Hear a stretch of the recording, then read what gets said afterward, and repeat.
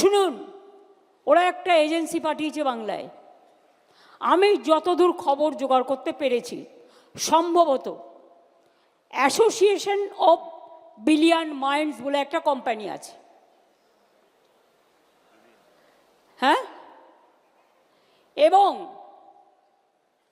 Company India 360 subsidiary নামে এখানে ওদের অনেক লোক পাঠিয়েছে, এজেন্সি খুলেছে।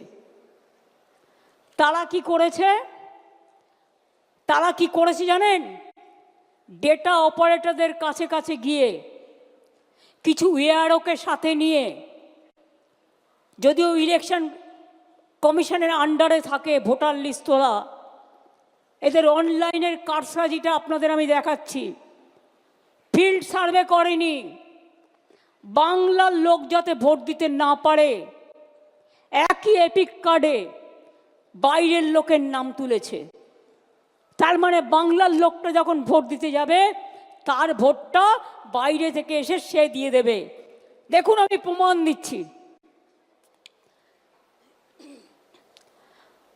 সব মনে রাখবেন, এপিক কার্ডটা XYZ নামে যে ভোটগুলো তুলেছে এবং LPZ এরকম কিছু একটা আছে, এদের নামে তুলেছে।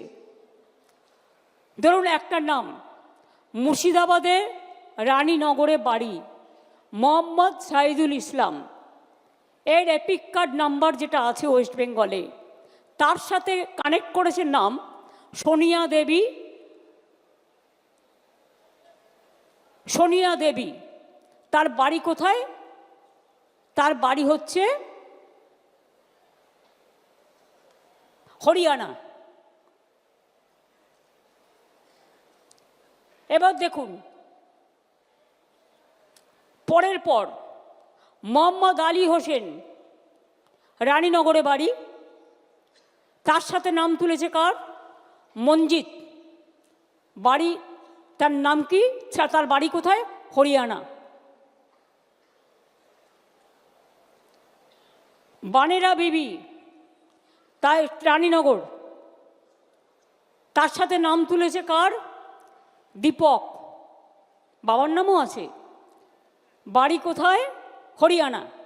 তাহলে ওয়েস্ট বেঙ্গল ভোট দেবে না হরিয়ানা ভোট দেবে ওয়েস্ট বেঙ্গলে? বুঝতে পারছেন খেলাটা? মাথায় কিছু ঢুকলো? আধার কার্ড কেলেঙ্কারি করেছে, আধার কার্ডটা ওদের হাতে।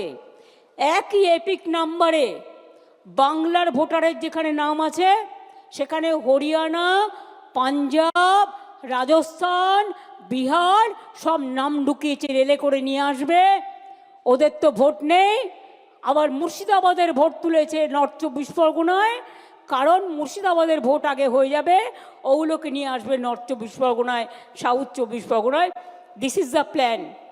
এবার দেখুন, মুর্শিদাবাদ বিশেষ করে খেয়াল করুন। আবু তাহের, খলিলুর, পাঠান, তোমরা সবাই আছো, অল MLA-রা আছেন যারা ইলেকশনে লড়বেন। হরিয়ানার কাহিনী, সব হরিয়ানা। এই লিস্টটা দেখছেন, সব হরিয়ানা। বাংলার ভোটারের নাম সাথে বাবার নাম, ঠিকানা সব হরিয়ানা। আর এপিক কার্ড নাম্বারটা শুরু হচ্ছে XYZ থেকে। অনলাইন বিজেপির ব্যবসা, ভোটে হারাতে হবে বাংলাকে।